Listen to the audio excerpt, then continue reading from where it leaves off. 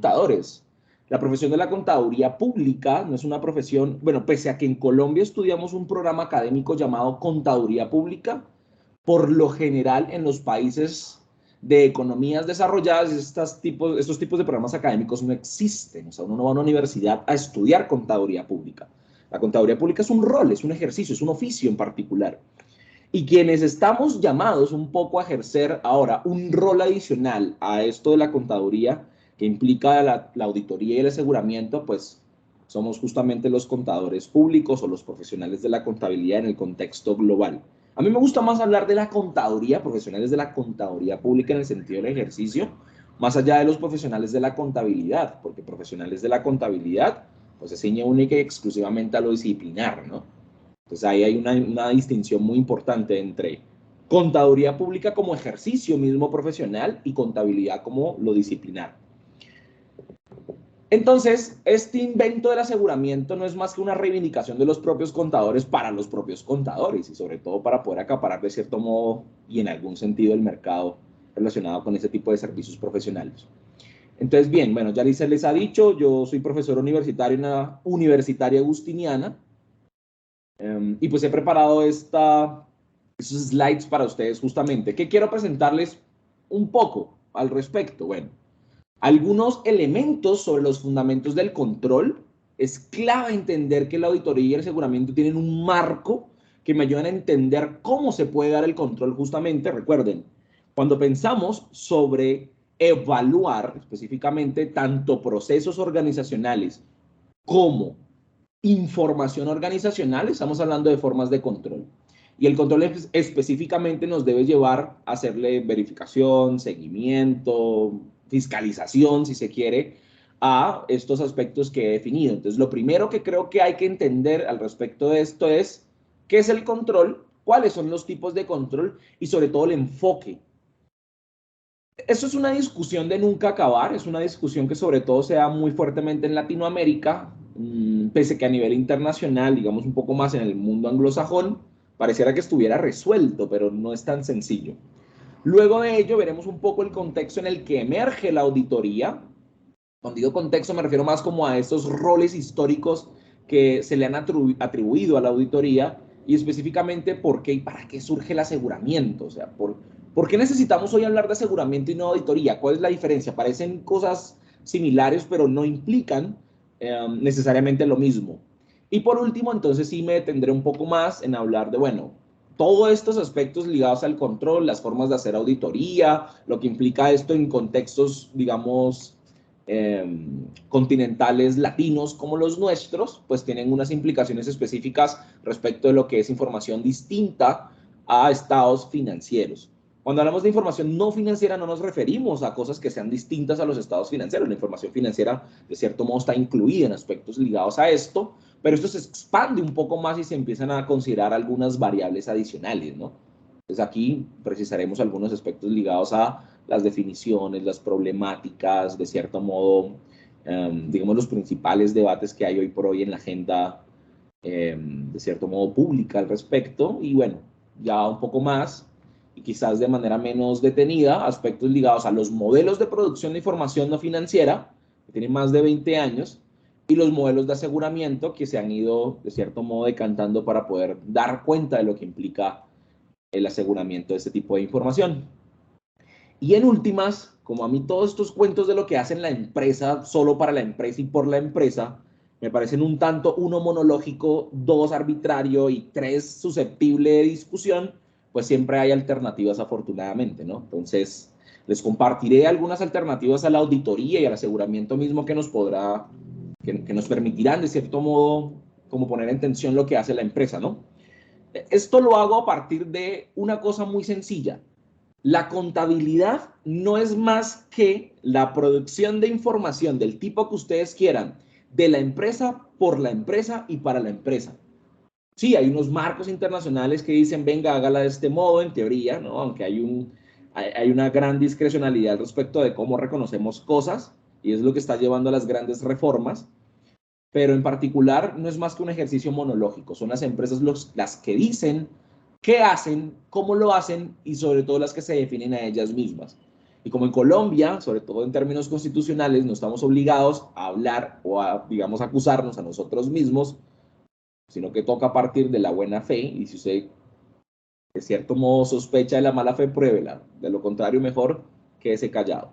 Entonces, como no estamos obligados a hablar ni a declarar en nuestra contra, pues nadie va a sacar en un informe contable que he hecho algo malo, que hemos sido ineptos o alguna cosa por el estilo. Entonces, eso es un poco lo que quiero compartirles. Algo muy importante a lo largo de esta charla que quiero compartir con ustedes es, cada que tengan alguna duda, alguna inquietud, algo que quieran incluso compartir, ni siquiera levanten la mano. Ustedes interrumpan sin ningún problema, me cuentan y con base en ello vamos tejiendo discusiones. ¿Les parece bien? Incluso Lisette, si quieres plantear algo, también sin ningún problema lo podemos hacer. Ojalá sí se pueda hacer de forma un poco más charlada que otra cosa, ¿no? Ok. Prosigo entonces. Entonces, bien, lo primero que me interesa precisar aquí es los fundamentos del control. Esto de los fundamentos del control es algo que se ha trabajado por muchísimos años, sobre todo en Colombia. Es algo que específicamente se ha discutido a raíz de las implicaciones de la forma de ejercer, de cierto modo, algún tipo de seguimiento, de verificación, evaluación de los bienes, pueden ser tanto privados como públicos, y el control pues se ha entendido al menos de tres, digamos, perspectivas distintas, desde tres perspectivas distintas. Entonces uno puede entender el control, en primer lugar, como una evaluación, como les decía en algún momento, de procesos, de información o incluso de cualquier aspecto de nuestra vida, o como verificación, ¿sí? Verificar implica, por ejemplo, en algunos casos cuando hacemos auditoría de cumplimiento, si usted cumple o no cumple de manera específica con algo, ¿no? También, de algún modo, el control se entiende como una forma de pensar. Cuando decimos hay que controlar, no es más que una forma de pensar. Por eso digo como una racionalidad.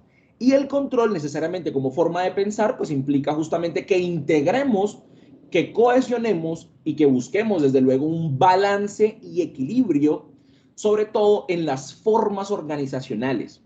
Esta definición del control como una racionalidad de integración, cohesión y equilibrio, pues es una definición que surge, casi que todo esto surge en el contexto anglosajón, ¿sí? Hay diferencias, pero en el contexto anglosajón, quiero decir, en el contexto de Europa Occidental, en el contexto norteamericano, ¿vale? Y este contexto en el que surge, pues el que ha dicho, bueno, las organizaciones son un conjunto de contratos, ¿sí? Cuando digo que las organizaciones son un conjunto de contratos, me refiero a que son un conjunto de relaciones entre personas que pueden hacer parte de ciertos grupos que tienen unos intereses particulares y específicos, ¿no? Entonces, esto es fundamental para entender la auditoría, por ejemplo. ¿Qué quiere decir esto? Pues que usted como estudiante hoy cumple un rol o funge un rol específico en una organización denominada Universidad de la Costa. Hoy usted llega a su universidad y a estudiar, y pues entendemos universidad no necesariamente el espacio físico que habitamos, ¿no? Las instituciones implican un poco más, por eso esta interacción quizá mediada por TICS nos permite justamente ello y seguimos estando en la CUC, pero también ustedes pueden ser trabajadores y fungir como tal en otro contexto, no sé, en otra empresa, por decirlo de algún modo, en Barranquilla. O podemos fungir como ciudadanos en una institución quizá un poco más envergadura como lo es el Estado, o podemos fungir como hijos en una familia, o padres, o parejas, ¿sí?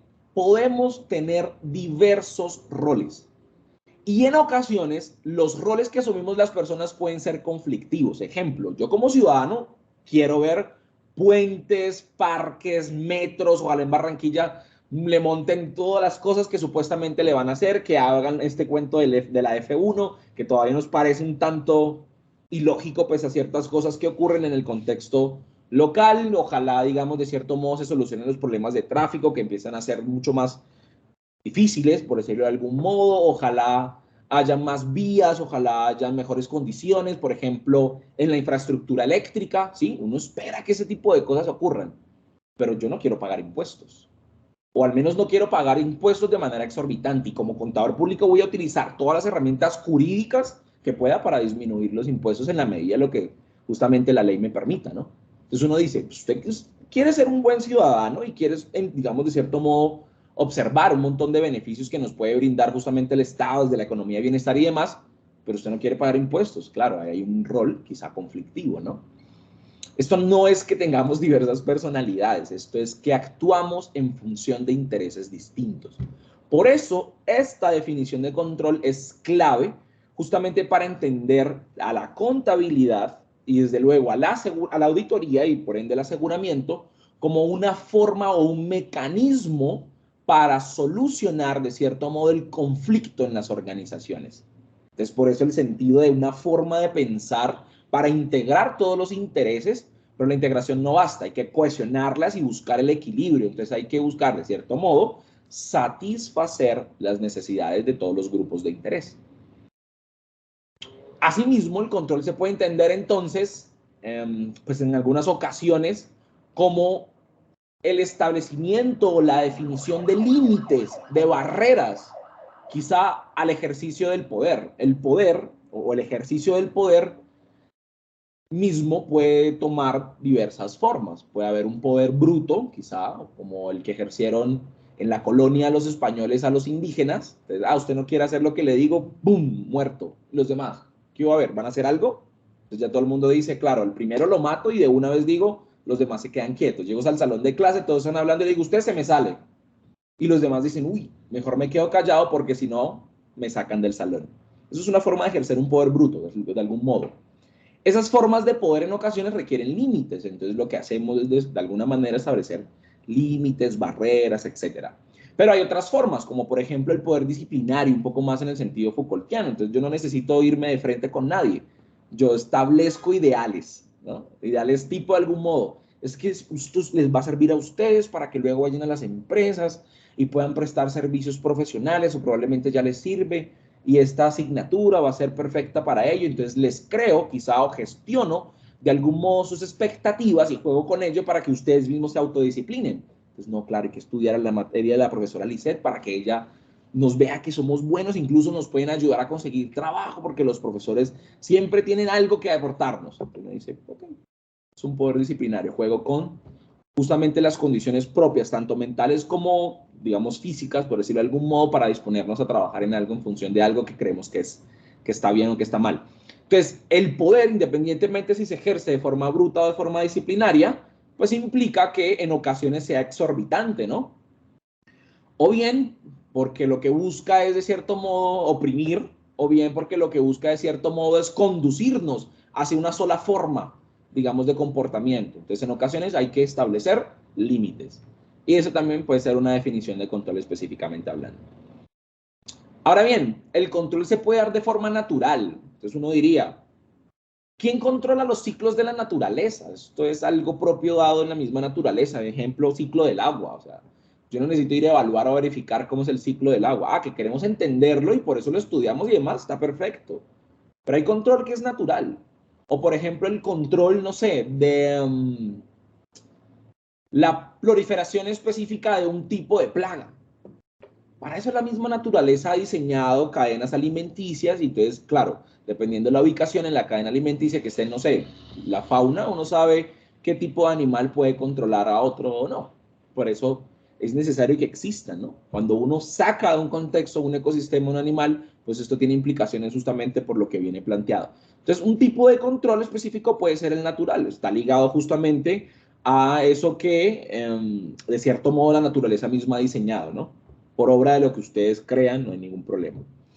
Entonces, bien, así como hay control en sentido natural en los contextos en los que se da, digamos de manera, pues sí, natural, también hay un control que está ligado, pues necesariamente al ser humano. Y ese es el control antrópico. Cuando hablamos de antro, de cierto modo, de antrópico, estamos refiriéndonos a esa era en la que el ser humano se ha erigido como el centro de todo, ¿no? Es, de algún modo uno diría, cuando en filosofía decimos que el Dios ha muerto, no es porque nadie lo haya matado, es porque los seres humanos, luego del medioevo, del oscurantismo, dijimos, no, pues porque Dios es el centro del universo, no, es el ser humano, se acabó. Y entonces empezamos a pensarnos de otro modo, que el ser humano y todas sus posibilidades son las que van a permitir que nos desarrollemos y toda esta cuestión, ¿no? Y entonces viene el Renacimiento, la Ilustración y un montón de cosas más, mejor dicho, la modernidad en sentido estricto. Aquí están las bases de todo lo que entendemos y conocemos hoy.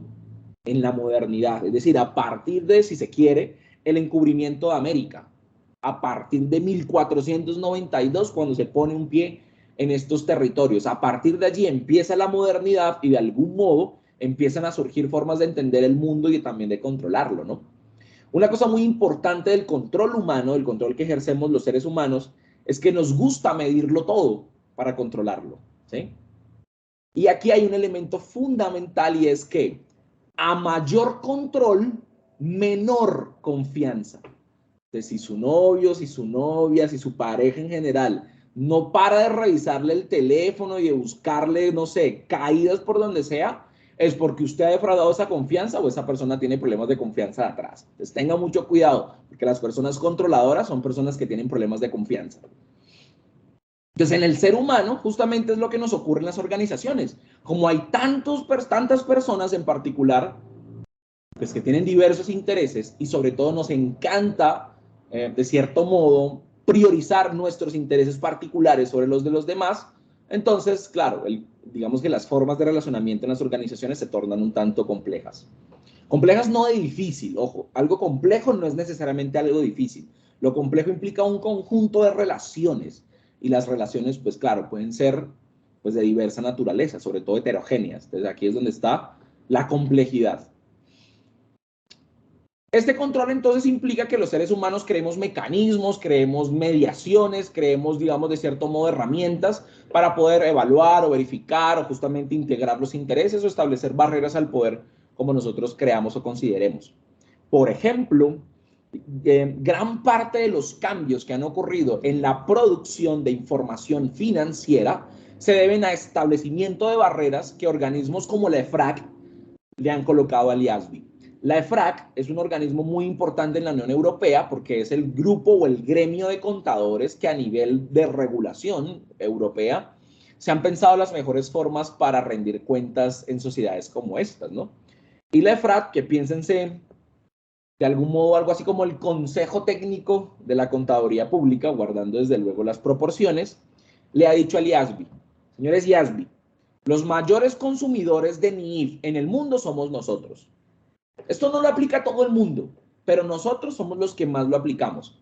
Y como ustedes no son más que una tienda que vende normas, por decirlo de algún modo, un establecimiento de comercio a escala internacional que vende normas, y nosotros consumimos las normas, o ustedes introducen cambios que nosotros necesitamos o dejamos de consumir sus normas. Pues claro, que usted como empresa, a un cliente se le acerque y le diga, oiga, es que o usted cambia esto o yo no le compro más y es su cliente, digamos, más importante, usted lo piensa dos veces. Eso ocasionó, por ejemplo, que el IASB cambiara su marco de información financiera, ¿no? Para la información financiera útil y pasó de un nuevo marco, es decir, del marco del 2010, que tenía muchas falencias como la no definición de qué es un ente económico o un ente contable, que es algo fundamental, a pensarse en el 2018 una forma de entender un ente de una forma tan deplorable como lo hay hoy, o incluso a incluir aspectos ligados a cómo controlar la gestión de los gerentes en las compañías. Porque esto es clave.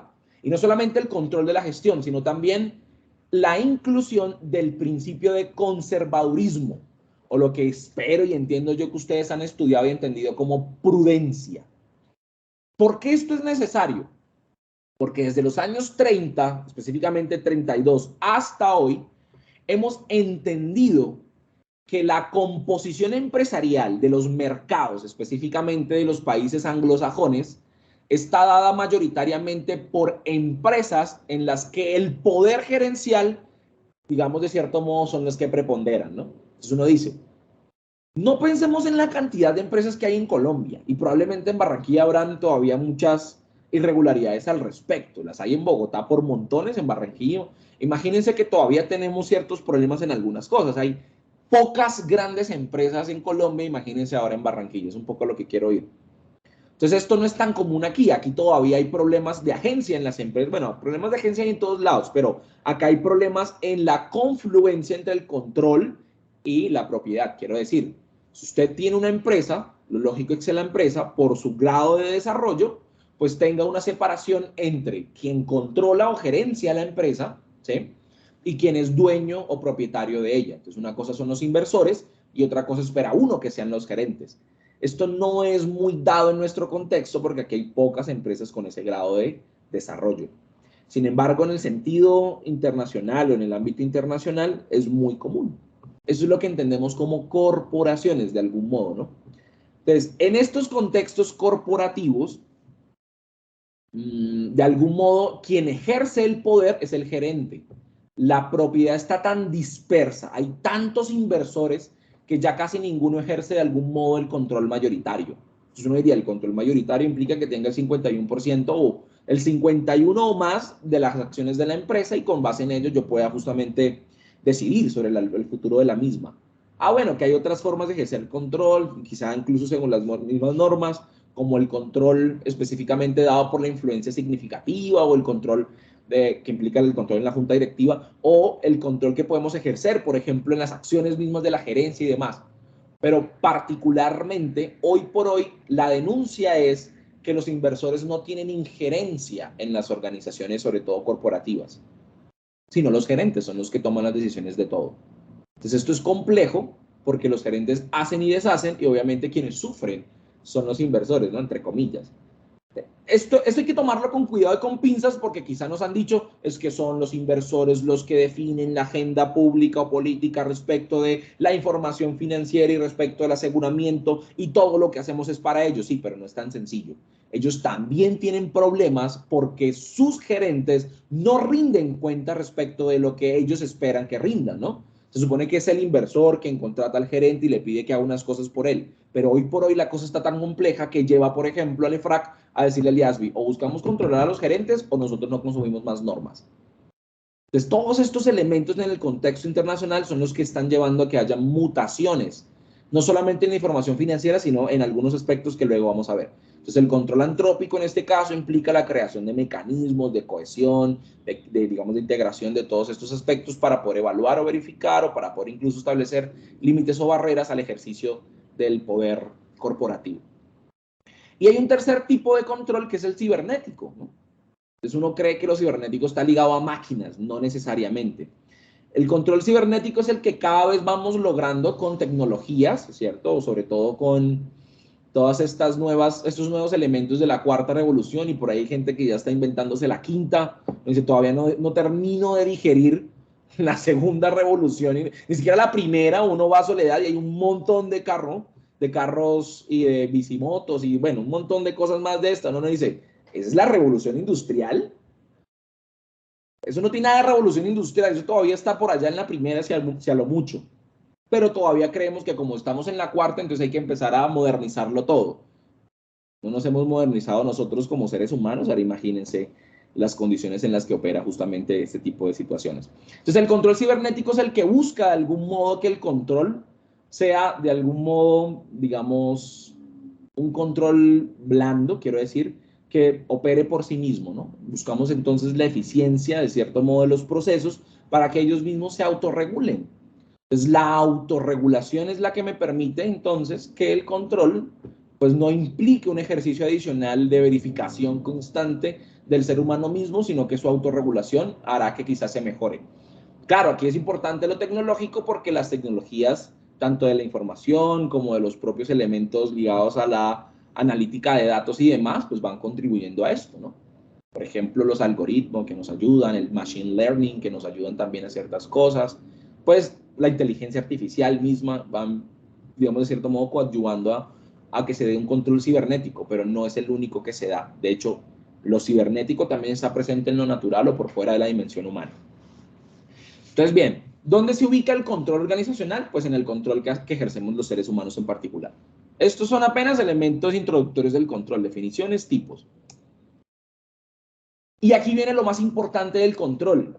Como les decía, el control no emerge, digamos, de algún modo, pues porque, estamos aburridos, qué pereza, pues controlemos algo. No, emerge justamente por una necesidad. Así como hay, digamos, de algún modo, consenso académico en que la contabilidad surge previa a la invención de la escritura como una forma, quizá, si se quiere, el término que quiero usar es semiótica, pero quiero también hacerlo un poco más entendible, y es como una forma quizá distinta a la escritura específica y más bien invocando signos para representar las cosas que ocurren a nuestro alrededor, sobre todo en términos de la distribución de los recursos requeridos para vivir. El control también lo hace como una necesidad. Lo hace de manera posterior, aunque uno diría, ahí donde nace la contabilidad, también nace el control. Es más, una función muy importante de la contabilidad es el control y la rendición de cuentas. Ya vamos a ver unos marcos que nos los explican. Entonces, un poco, el control formalmente hablando, se origina de algún modo en Europa, ¿sí? En la Europa anglosajona, ¿sí? Quiero decir, la de los países occidentales, sobre todo del norte. Esto es más o menos Francia, Alemania, pero sobre todo Reino Unido, Gran Bretaña en general. En estos contextos nacen y tiene una fuerte tendencia a, digamos, la escucha de las cuentas ligadas a la gestión de las empresas. Pues la auditoría, por ejemplo, que es una forma de control. Auditar, pues deviene de una locución latina que implica audire, y esto está ligado a oír. Entonces los auditores eran personas que oían, ¿sí? O escuchaban, si se quiere mejor, el balance de las cuentas que entregaba quizá un gestor sobre las transacciones o las, digamos, de algún modo, pues sí, las operaciones mercantiles que una empresa misma realizaba.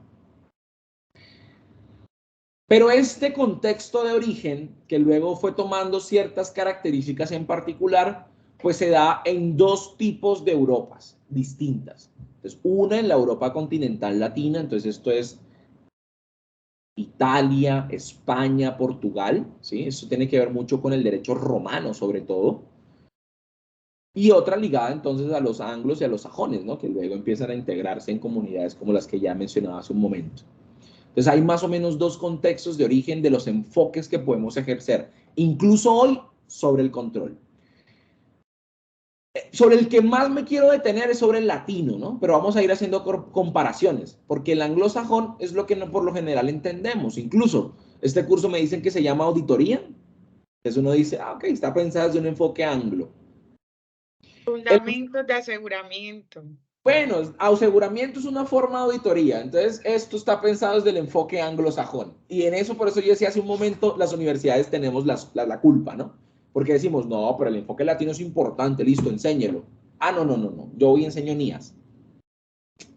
Ok, entonces bien, el enfoque anglosajón surge en esta Europa que les he dicho, y lo que buscaba en sentido estricto, su orientación era la protección de los intereses y recursos privados de las empresas privadas.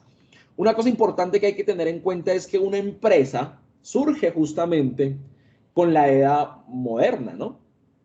Por lo general, a partir de esa modernidad, cuando entonces España descubre, y desde luego Italia y, todo, y pues Francia y, bueno, y todos los países anglo, salvo los continentales, descubren de algún modo que pueden hacer mucho más recursos, que pueden acumular muchas más riquezas viniendo a nuestras tierras. Entonces hacen acuerdos dueños de barcos y capitanes de barcos. Y les dicen, oiga, aquí tiene el barco y monte la tripulación que quiera.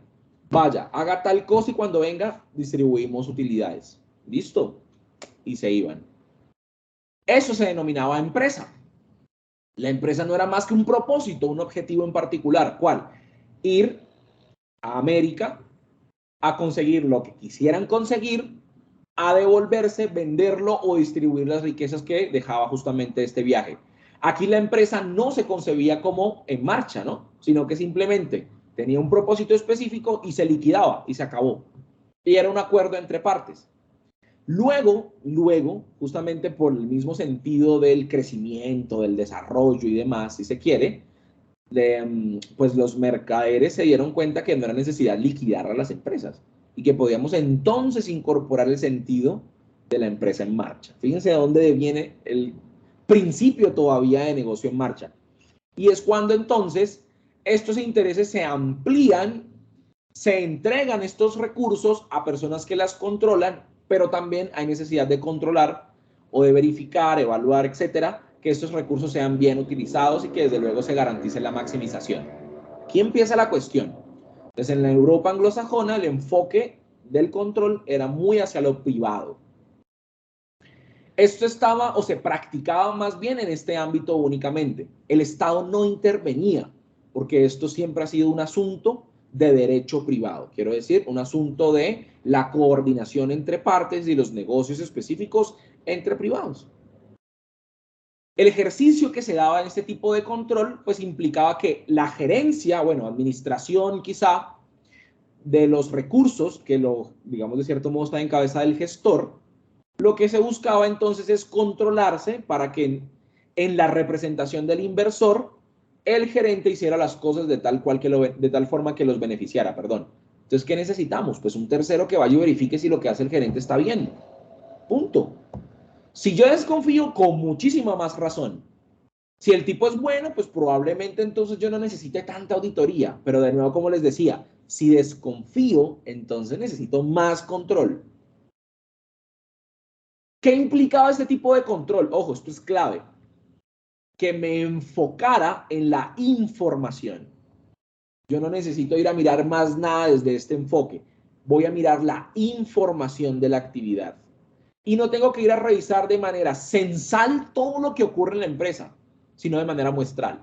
Entonces, sabes que han habido 1.500 transacciones. Oiga, revise 300 y se acabó y generalice. La estadística se lo permite. ¿Sí? Reviso información, reviso datos, si se quiere. Y pues este tipo de control implica pues que evaluemos la información y la evaluación de esta información se realiza una vez la información existe. ¿Cuándo emite información las organizaciones? Pues una vez han publicado estados financieros. Pues, bueno. O al menos han autorizado la publicación de los estados financieros, ¿no? Diría la NIC 10, la NIC 10. Oiga, tenga cuidado. Primero entienda cuándo se publica la información y luego sí vaya y revise los datos. Porque si aún no se ha autorizado para publicar, pues la información todavía está en manos de la empresa específicamente. Y aquí particularmente, entonces, una vez tiene la información, entonces ahí sí ejerza el control. El control en este sentido es posterior. Una vez le entregan la información, usted ejerce el control. El enfoque latino, por su parte, como viene de la cultura, si se quiere, romana, latina, ¿sí? Y esto desde luego ha sido muy importante en España, Portugal, y es un poco el legado que nos han dejado a los países latinos, entonces implica una cosa distinta. Implica que su orientación sea la protección de los bienes públicos. Y entendido lo público como lo social, ojo con eso. Y además de entender esto o de proteger estos bienes públicos, pues también garantizar que se cumpla la ley. O sea, aquí no es proteger el interés de los privados. Y una cosa muy importante, por ejemplo, incluso a nivel constitucional, es que el interés general debe primar sobre el interés específico. Entonces, claro, esto es una mirada estatal, una mirada latina sobre el control. Y esto implica entonces que el control se ejerza en la esfera estatal. Entonces, ¿qué busca uno aquí? Pues que el Estado sea quien se preocupe por controlar justamente este tipo de transacciones, relaciones mercantiles y demás, y esto se extienda hacia el sector privado, es decir, el Estado interviniendo en la economía. Y es chistoso porque la ley 1314, de la que me hablaban hace un momento, dice, es que además, como, si se quiere, como deber del Estado de intervención en las economías, hemos decidido que hay que hacer estas normas. Y uno dice, claro, yo Estado, control latino, digo que lo que hay que hacer es el control anglosajón. Imagínense la incoherencia que hay en la norma, ¿no? Pero así es el ordenamiento jurídico colombiano, no solamente para esto.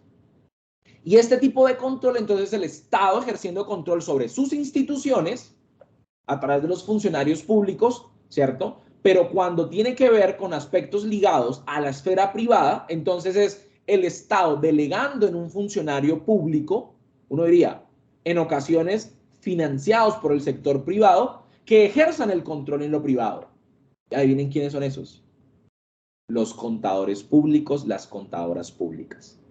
Es el Estado entregándonos una función pública de proteger justamente estos intereses y bienes públicos, el cumplimiento de la ley en las organizaciones, pero sobre todo, de algún modo, la protección de los intereses económicos estatales. Somos los contadores públicos a los que les han entregado ese rol para que fungamos entonces como funcionarios públicos. De ahí viene lo público del contador, ¿no?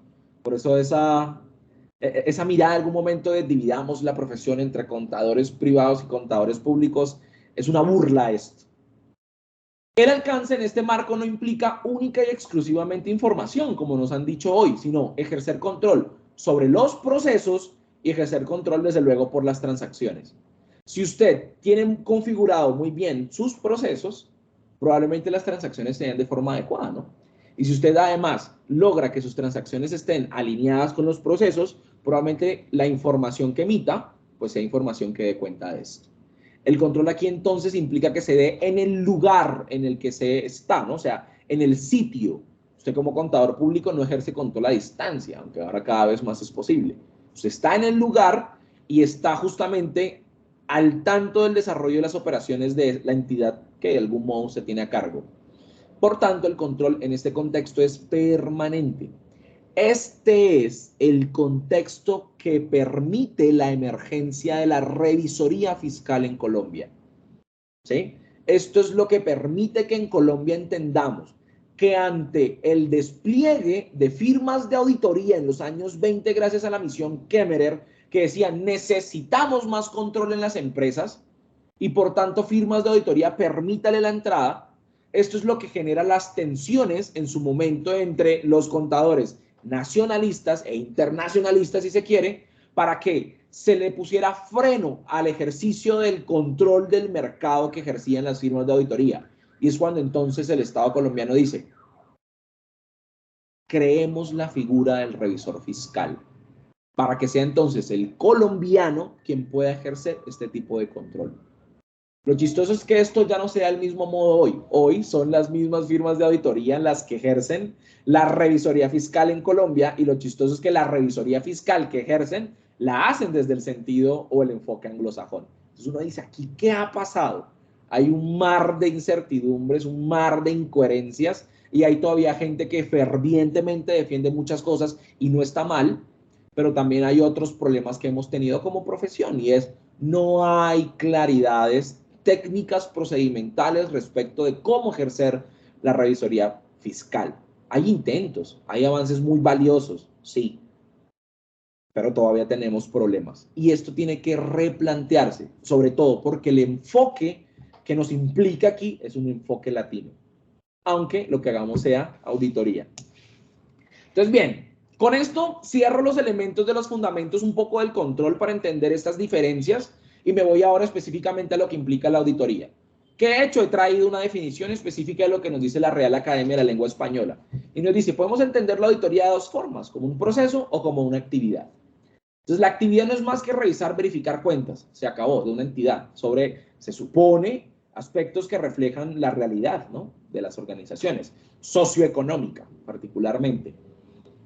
Pero por su parte, como proceso, ya es una revisión, claro, pero sistemática. Es decir, de manera constante y permanente y extendida en el tiempo, la revisión implica que yo, año tras año, o periodo fiscal tras periodo fiscal, o periodo contable, como quieran, del año tras año, entonces yo ejerza este tipo de actividades que me permitan evaluar. Entonces, hoy por hoy la auditoría me permite evaluar el cumplimiento de ciertos criterios a los que la entidad debe someterse, ¿no?, para la realización de algo en particular. Ojo, yo aquí no estoy hablando de información financiera única y exclusivamente, ¿no? Por ejemplo, los médicos pueden ser auditores, solo que no de cuentas.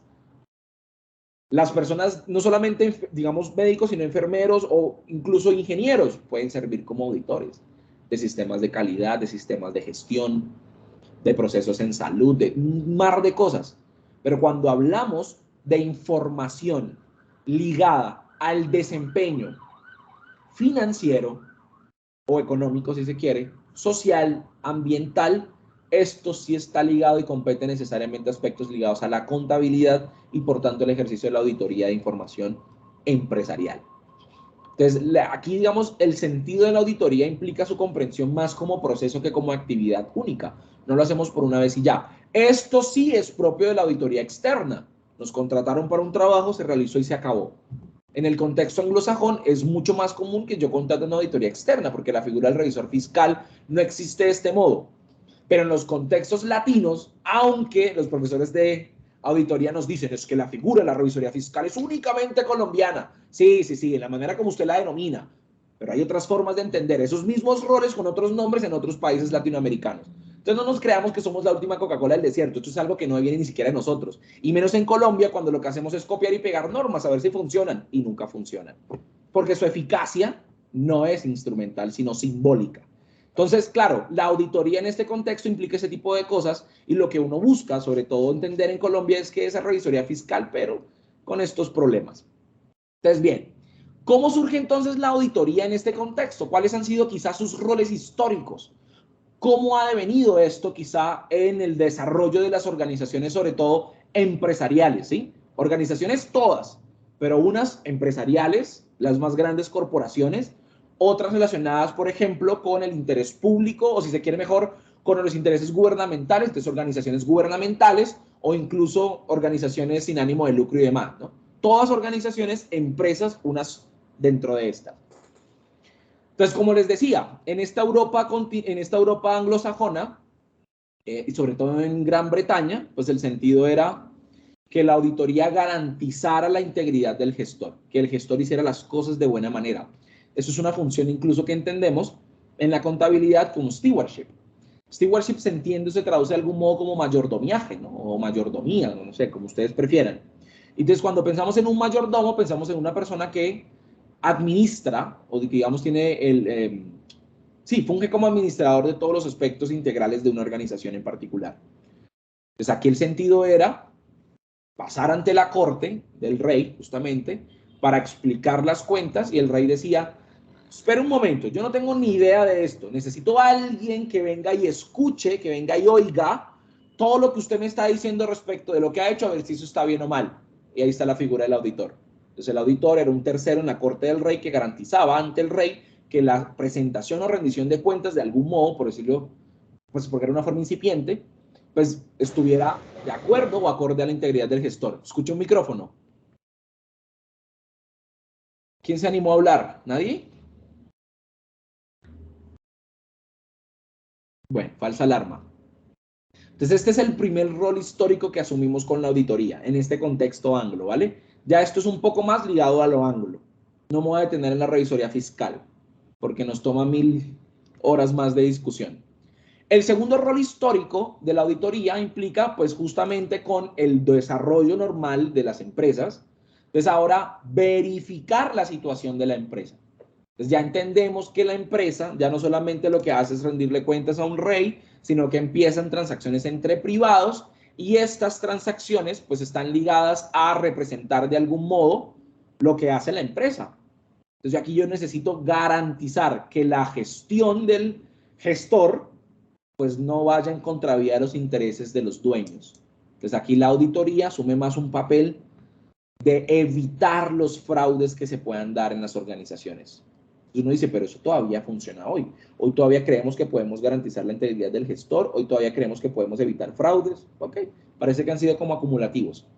Otro rol histórico que surge luego es, bueno, los estados financieros son la información que se producen en las empresas. Lo que buscan es representar la realidad. Entonces, evaluemos de qué manera esa representación es acorde con lo que debería ser. Entonces, aquí nos volvemos un poco pragmático legales y nos toca volver a teoría contable para entender que la contabilidad hoy por hoy predomina desde una mirada pragmático legal. Es decir, busca representar la realidad en teoría, pero cuando usted uniforma la realidad, cuando usted homogeniza la realidad, usted está desconociendo, pues obviamente su heterogeneidad, pero desde luego sus características específicas y diferenciadas. Entonces, la representación de la realidad no es su homogenización. Entonces, cuando yo estandarizo, cuando yo diseño, digamos, procesos de normalización para estandarizar la manera en que represento la realidad, estoy desconociendo otras posibles. Y eso es lo que ocurre con los modelos contables, ¿no? Entonces, los modelos contables pueden ser de diversos modos y pueden buscar representar cosas de diversas formas. Eso es lo que hace, por ejemplo, que una misma realidad económica yo la pueda representar de 16 formas distintas. Pero nosotros seguimos creyendo que la utilidad que dice el estado de resultados es ahí y se acabó. No, eso depende de la astucia y la malicia que tenga el inversor. Lastimosamente, en nuestros contextos, Los inversores, perdón, los gerentes no tienen ni idea de contabilidad y nos llaman a nosotros para que hagamos manuales de políticas y un montón de cosas y nosotros, como buenos contadores, copiamos y pegamos la norma. Pero no tenemos la claridad de lo que implica la gestión del resultado, la gestión de los ingresos, la gestión de los gastos. ¿Qué me interesa? ¿Cuál tipo de gestión quiero mostrar? ¿Una gestión amplia en términos de generación de utilidad o una gestión austera? Digamos, estos elementos son los que me permiten a mí entender hoy cómo podemos utilizar la contabilidad, por ejemplo, para hacer cosas que pueden ser buenas o pueden ser malas. Es lo que en el contexto anglo se llama el earnings management, ¿no? La gestión del resultado, que a veces es bueno, pero a veces es malo y es lo que entendemos como contabilidad creativa, cuando es malo, ¿no? Entonces esa evaluación de esa representación empresarial está muy ligada a esto y es un rol histórico que ya viene más o menos en el siglo XX. Más hacia adelante, entonces decimos, listo, pero es que no podemos mirar si todo lo que representan los estados financieros es acorde a la realidad. Es que no podemos revisar que todo esté libre de fraude. Es que no podemos revisar que todas las acciones del gestor esté basada específicamente en su integridad. Entonces, pues proveamos servicios a las empresas y sobre todo a usuarios de información, pero basados en esos aspectos que creemos que tienen una potencialidad alta de afectar a la compañía. Entonces ya ahora seamos selectivos. No vamos a hablar de todo, hablemos de los riesgos, ¿sí? Entonces, por teoría financiera entendemos el riesgo como la probabilidad de ocurrencia de un hecho que puede impactar negativamente en la organización. Entonces, claro. ¿Y quién es la que me define los riesgos o hasta dónde llego? Pues bueno, hay algunos elementos ligados a las normas y demás, pero por lo general es la materialidad la que me dice a mí hasta dónde puedo llegar y qué puedo proteger. Y la materialidad, entonces me decían, hemos visto elementos técnicos, profesor. Yo me imagino que se referían a cosas como estas. Entonces, la materialidad no es más que un umbral, es una medida que me dice, hasta aquí le acepto errores o le acepto incluso omisión de información. Hasta este punto. ¿Y saben qué es lo chistoso de la norma misma? Que un fraude se entiende como un error. Y no me lo crean a mí, revísenlo en la norma. Vayan a la NIC 8 y miren qué pasa cuando se descubren errores y qué pasa cuando específicamente se hablan de los fraudes. Es un error. Fíjense cómo se le resta importancia. Entonces, donde exista un riesgo alto, usted va y le pone la lupa. Nos dice la auditoría hoy basada en riesgos. Y en este contexto, pues imagínense, esto es más o menos ya entrada del siglo XXI, ¿sí? Finales del siglo XX de algún modo. Pues ha ocurrido un problema muy grande con la profesión y es que los grandes escándalos financieros, yo podría decir desde los años 30 del siglo pasado hasta hoy, han provocado turbulencias, ¿no? Y sobre todo pérdida de la credibilidad del ejercicio de la contaduría pública, pero específicamente pérdida de credibilidad, o sea, desconfianza sobre la información misma que emiten las organizaciones empresariales mayoritariamente. Entonces uno diría, en los años 30 del siglo pasado, la Gran Depresión dio cuenta que necesitábamos mecanismos y formas de control para entender esto y poder disminuir toda esta situación. Pero cuando se implementan las formas de ejercer control, cuando se implementan de algún modo las formas de intervenir en las organizaciones y se dan los cambios de regímenes de acumulación en el capitalismo, es decir, pasamos del capitalismo industrial al capitalismo financiero y demás, las organizaciones se vieron mucho más instadas a reportar mayores ganancias de lo usualmente reconocido. Entonces esto generó prácticas fraudulentas en contabilidad y hay un sinnúmero digamos, de casos por mencionar. Porque Enron es la preferida de los profesores de control o de auditoría o como lo quieran llamar. Fundamentos del aseguramiento. ¿Así era? Ok. ¿Por qué a los profesores les encanta Enron?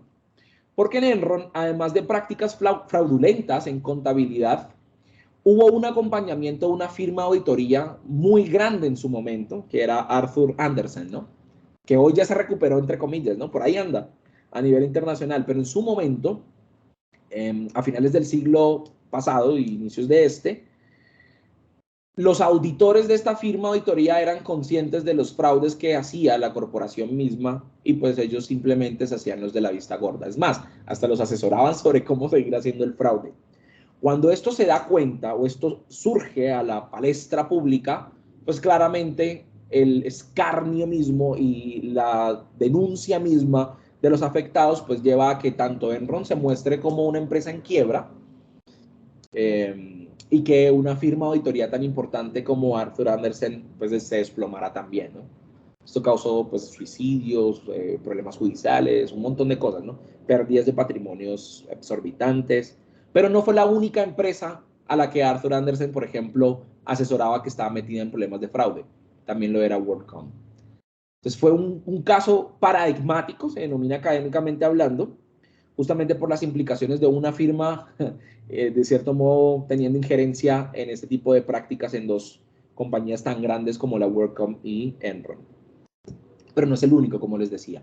Hace estos años también está Vodafone, también está, por ejemplo, Parmalat, un poco más adelante. Luego, con la crisis de los 2008, pues vemos muchas más empresas que ocasionaron también la caída, no sé, de Lehman Brothers. Y hacia este impacto o esta crisis que se genera, luego viene Toshiba por ese efecto bola de nieve de la crisis del 2008, que si todavía no es muy claro para ustedes, les puedo recomendar un video muy bueno. Si quieren tomen nota, se llama Mi hija quiere entender el sistema financiero, de Hernán Casiari. Ustedes lo googlean y luego lo buscan, o lo buscan en YouTube. Hernán Casiari, Mi hija quiere entender el sistema financiero. Y el tipo con un cuento nos cuenta cómo y por qué se dio la crisis de, digamos, financiera de los Estados Unidos en el 2008. Un poco para entenderlo, ¿no? Entonces esto creó también, digamos, impactos en contextos como los japoneses, Toshiba, que por años fue líder en innovación, digamos, de computadores y todos estos elementos, se vio entonces instada a seguir mostrando resultados falsos para, de cierto modo, como recuperarse, ¿no? Entonces la contabilidad incluye un montón de cifras que decían eso, estamos recuperando de la crisis del 2008, pero no eran tan ciertas, era simplemente inflación de las cifras contables.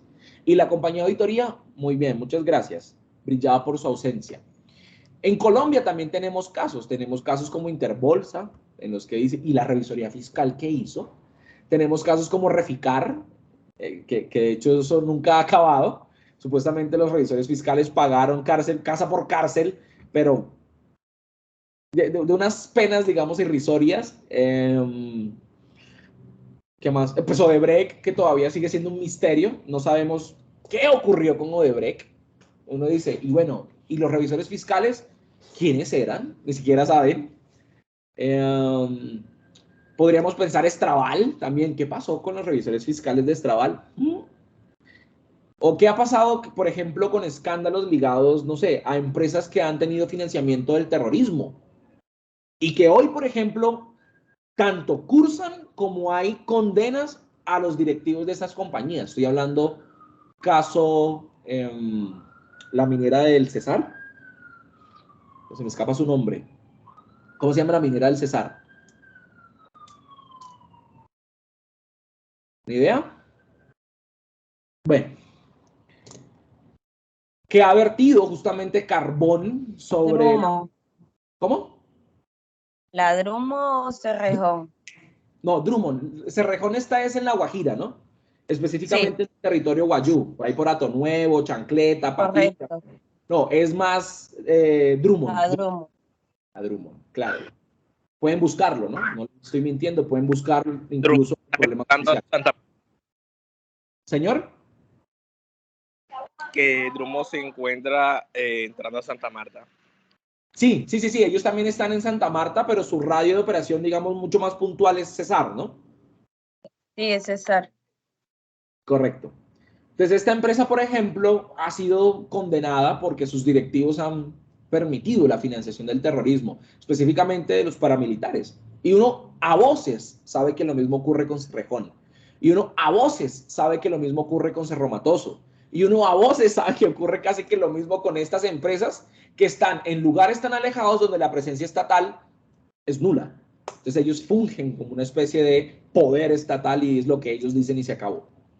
Entonces, bueno, sí, profe, pero es que eso es también un tema muy complicado porque principalmente como esos territorios están con la parte de paramilitares, entonces yo tengo un familiar que antes trabajaba por el lado de Santa Marta, como dijo el compañero de eso, entonces ellos decían que literalmente les obligaban literalmente a ser cómplices de eso, o sea, porque si no colaboraban les quemaban lo que iban a hacer, los mataban, los extorsionaban, iba a ser peor.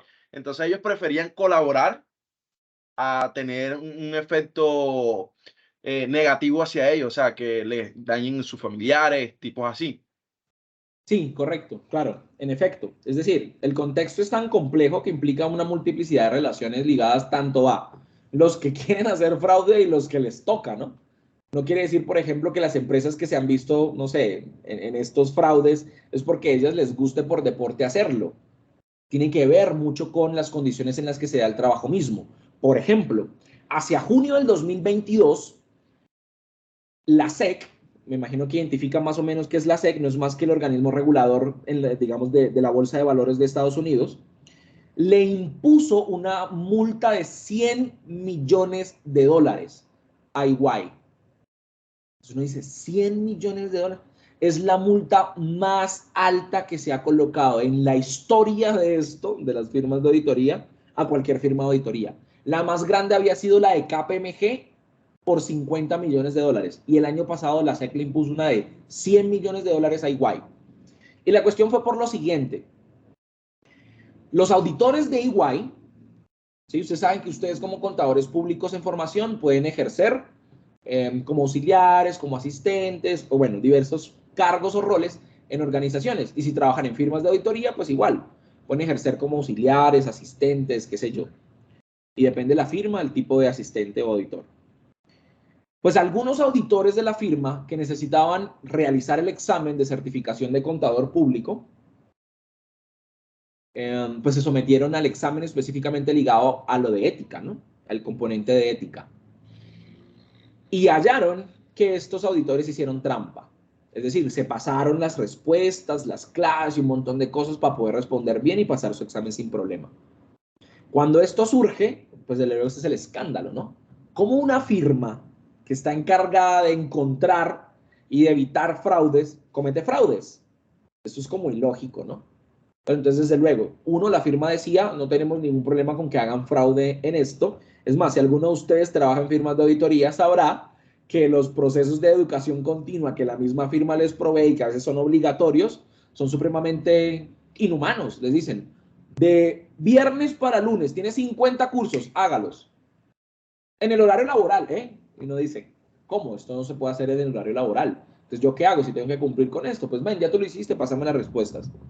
Y respondo estos cursos y se acabó. Entonces, claro, aquí digamos en términos éticos hay un dilema, no es que uno diga, claro, es que ellos son malos por hacer fraude, es que también las condiciones en las que se da el trabajo llevan a que esa sobreexplotación busque que hagamos más fácil nuestras cosas, ¿no?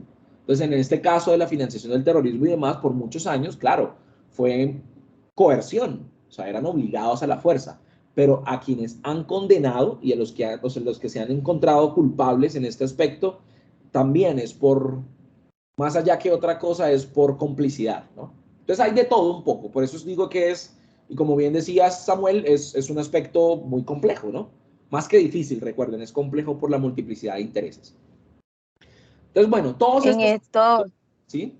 todo lo que se ha comentado, podríamos decir de que encasillar o encerrar la profesión de contador y decir contador público sería como cerrarlo a decir de que solamente se encarga del área de entidades públicas, porque en realidad no lo es. Por eso decía, si el sentido del control es latino, entendemos que es el Estado interviniendo en todos los ámbitos para garantizar justamente la protección de los intereses de todos. Pues aquí lo público no es como esa separación entre sector público y sector privado, ¿sí lo ves? Como ocurre en lo anglosajón. En lo anglosajón es, nosotros somos privados, solamente actuamos aquí. Y si usted es público, entonces porque está en entidades del Estado o del sector público. No. Cuando hablamos del enfoque del control en la mirada latina, lo que estamos diciendo es un funcionario, en este caso el contador público, en representación del Estado, quien busca proteger los intereses de todas las personas, no importa el sector en que se encuentre. Por eso incluso decía hace un momento, esa separación entre, y es lo que muy bien mencionas, Lindis, esa separación entre lo público y lo privado, pues es lo que de cierto modo es una burla a nuestro ejercicio profesional, ¿no? Porque nosotros estamos de manera, ¿cómo decirlo? Global. Sí, está perfecto de manera global hacia todos los intereses del Estado en general. Y eso incluye, recuerden, el Estado incluye territorio, poder, nación. Y en la nación estamos todos, ¿no? Entonces es un sentido de interés o de bien común, mejor si se quiere. Nosotros en realidad somos contadores en las que estamos velando por los estados financieros de algún ente en el que estamos realizando el ejercicio. Para proteger el interés de todos, no solamente de esa empresa, correcto.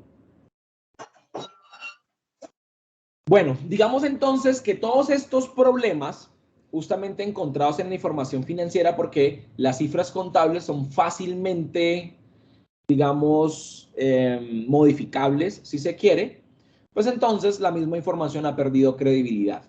Y no solo ello, las propias acciones de las empresas nos han llevado a observar que las empresas a veces actúan de mala forma, pero en su información dicen que todo está muy bien. Entonces, en este contexto, en el de la pérdida de la credibilidad un poco, o de la pérdida de la confianza en el ejercicio de la profesión, ¿qué decimos? Hay que mutar, hay que cambiar el sentido en que hacemos la auditoría y hay que empezar a crear un nuevo dispositivo que garantice entonces brindar credibilidad sobre la información, tanto financiera como no financiera, que emiten las organizaciones. Es así como surge el aseguramiento. Entonces entendemos el aseguramiento como una forma o un rol específico de la auditoría que busca brindar o proveer, dirían las niñas, proveer aseguramiento o proveer seguridad. Entonces ya ustedes verán si razonable o limitada respecto de la información financiera y no financiera que emiten las organizaciones empresariales. Entonces, fíjense, aquí es donde el aseguramiento emerge y emerge justamente, básicamente para revisar el cumplimiento de ciertos aspectos o para incluso brindar esa credibilidad sobre el otro. Entonces, necesitamos lograr que el usuario, llámese tercero, inversor, acreedor, prestamista, que eso es todo inversor, es una misma categoría que la dividen de este modo, necesita creer en las empresas y necesita creer sobre todo en lo que ellas hacen. Entonces, como auditores, emitimos informes en los que le decimos, usted puede creer, ¿sí? Sobre todo cuando la seguridad que se provee es razonable, cuando la seguridad que se provee es limitada, le decimos, que yo sepa, no hay nada que haya llegado a mi conocimiento que me diga o me indique que esto está mal. Si lo hay, yo no sabía y me lavo las manos. Entonces esto tiene unas implicaciones todavía, digamos, jurídicas distintas a lo que probablemente la auditoría tenía. Y ahora bien, esto un poco como para entender, vale, ya sé más o menos qué es la auditoría, sé que la puedo entender como un proceso, sé que la puedo entender como una actividad, ¿sí? Que además tiene unos roles que históricamente han ido mutando, pero ¿por qué la auditoría? ¿Para qué? ¿Con qué fin? ¿Qué me interesa saber o conocer, entender de la auditoría y por qué esto se da? Entonces, la primera teoría que me ayuda a entenderlo es la teoría de la agencia, que incluso ya les había contado un poco al respecto.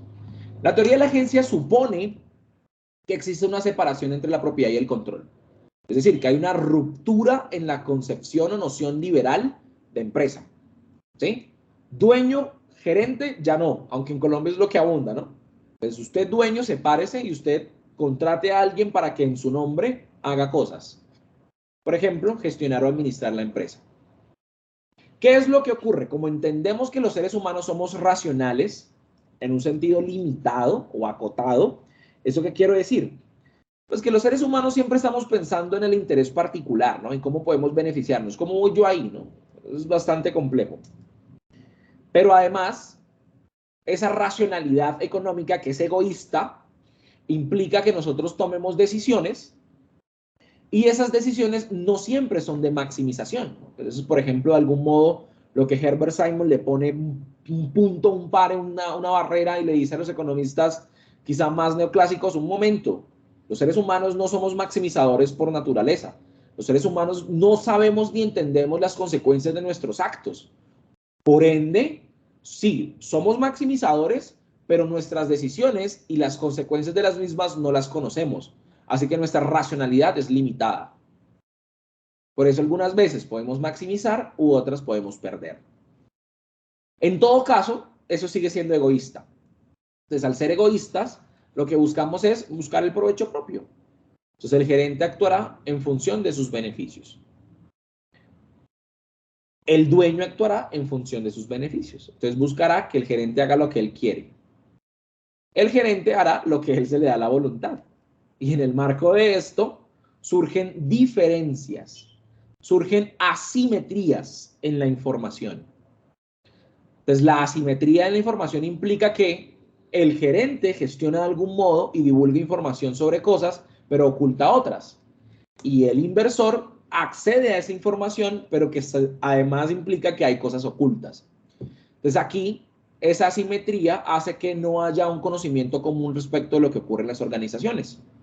Y esto puede ocasionar incluso conflictos de interés. Entonces, la teoría de la agencia lo que nos dice es digamos, las estructuras de propiedad y de gobierno corporativo, sobre todo, lo que hacen es crear mecanismos para alinear los intereses entre inversores y gerentes. Entonces, por eso ustedes ven que los gerentes tienen salarios exorbitantes, les dan carro, casa, beca, mejor dicho, todo lo que se le antoje, ¿sí? Los gastos propios son casi como gastos de la empresa, para que en teoría ellos estén tranquilos y contentos y hagan lo que los inversores quieren. Entonces, estos mecanismos crean en ocasiones costos de agencia. Uno de ellos es la auditoría. Entonces, los inversores, en teoría, ¿no?, contratan o buscan contratar a personas externas que le hagan seguimiento a la gestión empresarial. Pero quien paga la auditoría es la gerencia. Entonces, claro, el auditor se sienta con el gerente. Y aunque le rinda cuentas o presente un informe en una asamblea, en una junta, pues con quien lo ha discutido todo el tiempo es con la gerencia. En este contexto de la teoría de la agencia, el vínculo un poco que tiene esto con la auditoría es que la auditoría es una actividad de monitoreo, una actividad de control, un mecanismo para controlar justamente la gestión empresarial o para controlar el comportamiento del gerente. Y esto de algún modo busca que se maximice el valor de la firma misma, ¿no? Ahora, que esto se da, que no se da y demás, pues bueno, son aspectos que tenemos que ir a intervenir en la realidad para comprenderlo, ¿no? Pero eso es lo que nos dice la teoría de la agencia. Y sobre esto se configuran, pues, los gobiernos corporativos. Por su parte, la teoría de la utilidad lo que nos dice es, oiga, la información que emite la organización debe ser útil para que se tomen decisiones de inversión. ¿Esto qué quiere decir? Que debemos enviar señales a los mercados, sobre todo a los mercados, entendiéndolo como el mejor, de algún modo, distribuidor o generador de bienestar, dirían los neoliberales. Entonces, la información es útil para que los inversores en los mercados sepan dónde colocar sus recursos.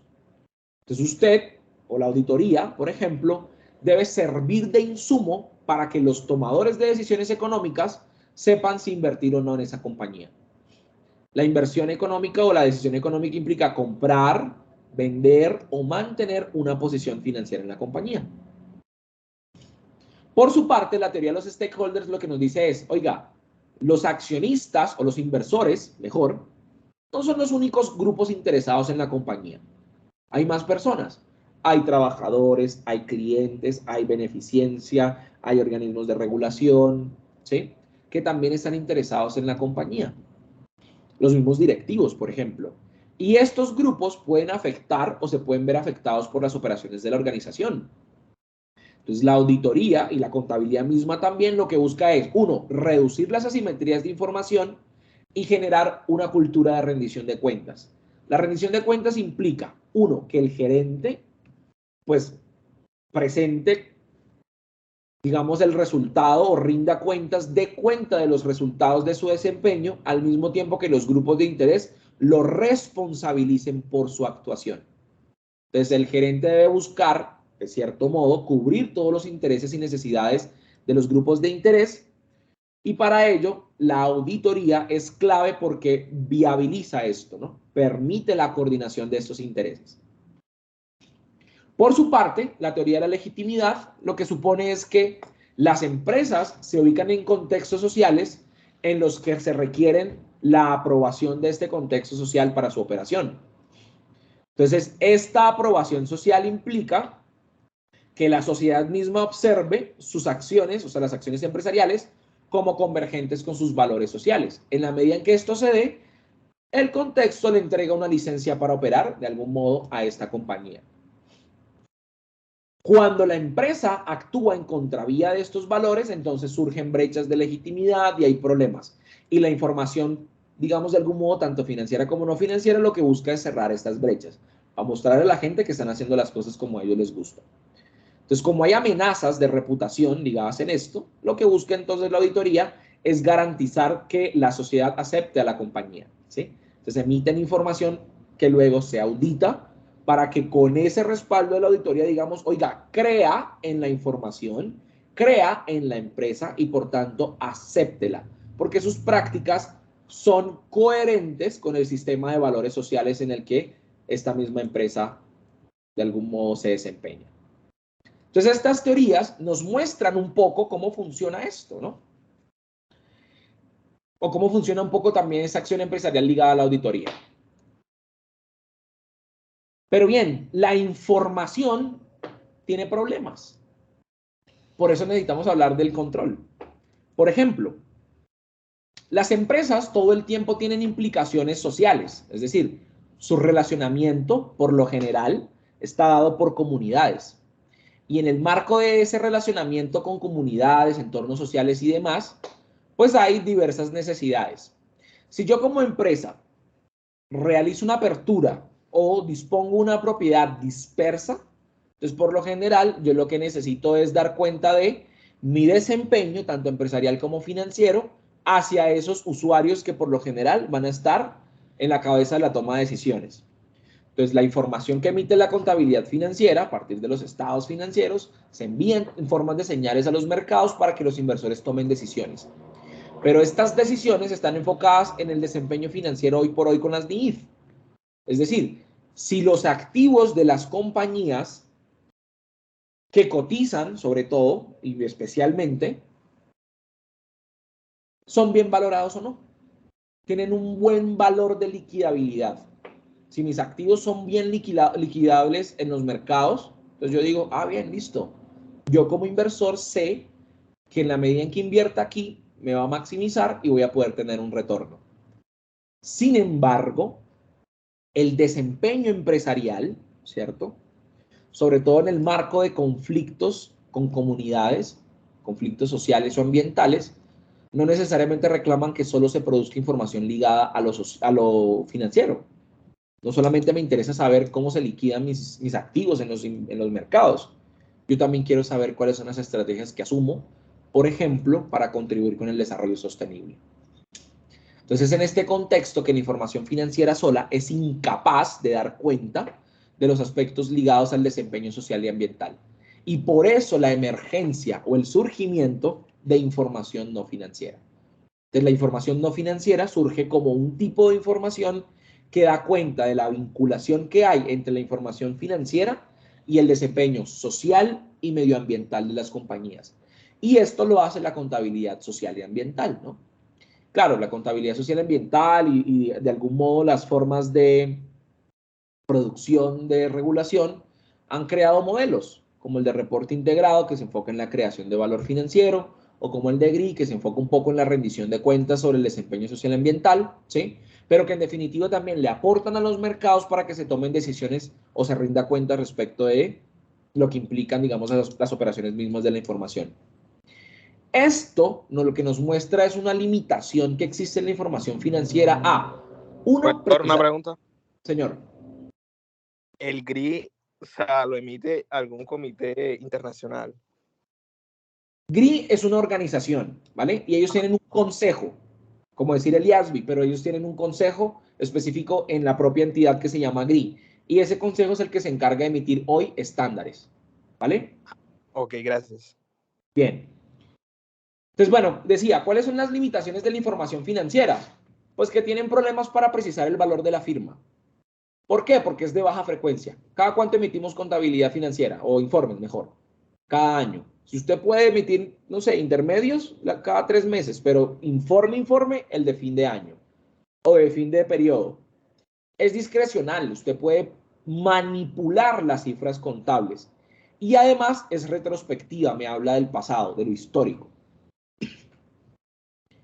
Además, hay evidencia, sobre todo los estudios de Wolf me muestran que no hay agregación de nuevos datos con la contabilidad, por lo que incluso la información financiera ya no está sirviendo para que los tomadores de decisiones pues hagan su labor. Incluso lo que dicen los estados financieros es distinto de lo que ocurre en la bolsa. Es más, cuando usted va a vender una empresa, usted no dice total activo, ay, vendámoslo por esto. No, usted necesita utilizar otras técnicas de valoración para valorar empresas y poder entonces venderlas en los mercados. O sea, hay una desconexión o desarticulación entre lo que vale una empresa en mercados y lo que vale en libros, ¿no? Sin embargo, pues el valor en libros es al menos un referente para entender un poco el desempeño de la empresa. Pero, por ejemplo, ¿qué dice el precio de la acción de Ecopetrol respecto de cómo se desempeñan? Un ejemplo que yo uso mucho en clases es, ¿recuerdan cuando a Cristiano Ronaldo le ofrecen una botella de Coca-Cola, la rechaza y prefiere una de agua? ¿Lo recuerdan? ¿Alguno de ustedes? Sí. Señor, ¿Qué ocasionó eso? ¿Qué pasó con Coca-Cola? se fue en picada, literalmente. O sea, las acciones bajaron muchísimo. ¿Será que el desempeño de la empresa, Coca-Cola, pensemos en Coca-Cola Atlanta, está siendo malo para que su acción baje? No. Y entonces, ¿por qué una cosa ajena a la empresa hace que el precio de la acción suba o baje? Desde aquí hay algo, digamos de algún modo, aquí hay una película muy bacana que uno puede verse las veces que quiera y creo que no se va a aburrir, que nos muestra muy bien ese tipo de situaciones. Hablo de la película del Lobo de Wall Street, ¿sí? Que protagoniza DiCaprio. Las cosas que ocurren en la empresa no necesariamente tienen la misma repercusión en los mercados bursátiles. Los mercados bursátiles a veces se gestionan es con chismes, o a veces porque una figura pública como Cristiano Ronaldo rechazó la botella de Coca-Cola y prefirió la de agua y todo el mundo dice, oh, yo lo sigo a él porque es mi ídolo, no tomo más Coca-Cola y pum, se desplomó la acción. Eso no tiene nada que ver con el desempeño específico de la empresa. Entonces hay una Eso más bien es una manipulación del sector. Claro, en ocasiones hay personas que se aprovechan de esto para introducir datos en las empresas de, mira, fulano de tal tiene problemas financieros y la gente empieza a vender sus acciones. Y cuando empieza a vender las acciones, claro, ¿qué pasa con la empresa? Se cae. Y entonces otro viene y empieza a comprar. Y lo compra barato y luego lo que hace es que se maximicen para luego venderlas a mayor precio. Eso nos lo mostraba un poco esta película y no es la única. La gran apuesta es otra, por ejemplo, la propia Inside Job. Bueno, hay varias películas muy bacanas para poder entender esto. Sobre esa La profe colocaba en clase un ejemplo en el caso del tema de ecología. Cuando uno se toma una botella de agua, en su etiqueta dice, este envase es ecológico, está hecho para la sostenibilidad. Y está el agua de manantial que no dice nada de eso. Si la persona es ecológica y está en pos de la sostenibilidad, va a elegir la que dice ecología, la que va biodegradable, y la otra no. ¿Y qué está haciendo ahí? Son las mismas aguas, solamente que está manipulando el sector, está manipulando el nicho, y en el caso va a tener más a coger si la persona es sostenible, va a coger la ecología. Correcto, lo Algo mismo así. ocurre. Sí, está perfecto tu ejemplo. Lo mismo ocurre con las empresas. Recuerden, las empresas son objetos que buscamos vender, punto. Entonces, yo como gerente, ¿qué busco? Lograr inversión. ¿Y para ello qué debo hacer? Venderme muy bien. Entonces, si hoy sabemos que el razonamiento de los inversores en los mercados es ético, es decir, se valora muy bien que se implementen acciones de responsabilidad social empresarial que busquen mitigar efectos adversos al medio ambiente y a la sociedad, entonces yo como inversor voy a invertir en una empresa que me diga que lo hace, en lugar de hacerlo en una que me dice que no. Pero esto realmente lo hacen bien, entonces eso luego lo problematizamos en un par de cosas para mostrar. Entonces, claro, si la empresa además no me da cuenta de aspectos de gobierno, sociedad y ambiente, ahí hay otra limitación, la información financiera no me muestra esto. Por lo que al final los roles de la información financiera son confirmatorios. Entonces yo digo, con la contabilidad que un dato se comportará de este modo y luego voy y lo confirmo en el mercado. complementarios. Hay cosas en los mercados que no puedo observar porque existe información asimétrica. Los mercados no son ni perfectos ni completos. No son completos porque toda la información que necesito para invertir en algo no está en los precios. Y además no son perfectos porque hay costos de transacción. Entonces, ¿qué hacemos con la contabilidad? Proveer información que complementa lo que ocurre en los mercados. El ejemplo típico que coloco acá es el ejemplo de Akerlof, un economista. De hecho, padre académicamente hablando de Stiglitz. Stiglitz fue un premio Nobel, o ha sido premio Nobel. El tipo decía, ¿quién sabe más de un carro de segunda cuando lo va a vender? ¿El comprador o el vendedor? ¿Ustedes qué creen?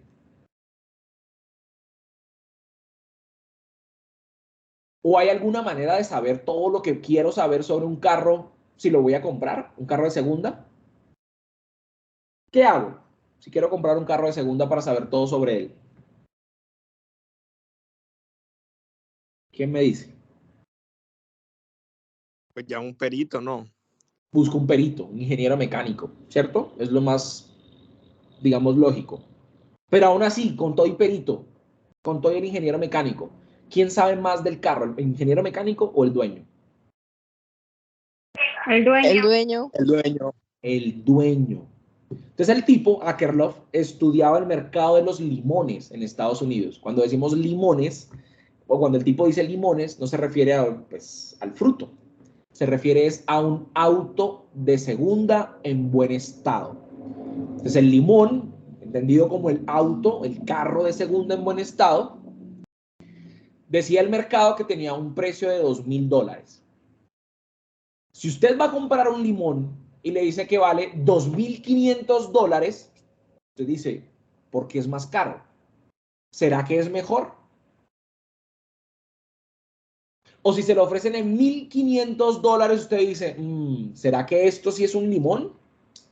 O más bien lo que están tratando es de meterme un auto de segunda malo por uno bueno. ¿Cómo sé yo si es bueno o malo? Puedo buscar todos los peritos que se me dé la voluntad. No lo voy a poder saber, porque solo será el dueño quien sabrá específicamente todos los daños, los golpes, lo que le hizo al carro. Entonces, los precios de los activos en los mercados no son suficientes para comprender lo que ha ocurrido con las cosas. Por eso, la contabilidad funge como un sistema o un mecanismo alternativo para generar información respecto de las condiciones contractuales que se dan en la empresa.